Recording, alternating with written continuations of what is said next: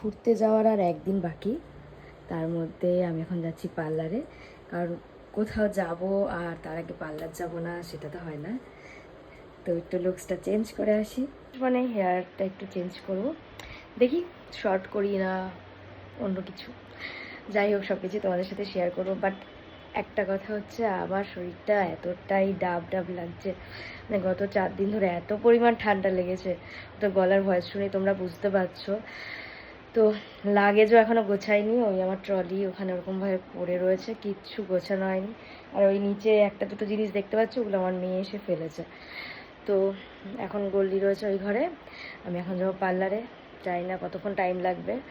বাবান তো বললো বেশি দেরি করো না, দেখে তোমার ঠান্ডা লেগেছে। আর নেলসগুলো এসে বাড়ি, মানে নেল পালিশ রিমুভ করে নেল পালিশ পরবো। কালকে রাত্রেবেলা বেরোনোর কথা, এখনও পর্যন্ত মানে যখন বেরোচ্ছি না ততক্ষণ মনে হচ্ছে না কিছু আর বলি আর কি। তো যাই হোক, ঠাকুর ঠাকুর করে যেন সব ভালো হয়।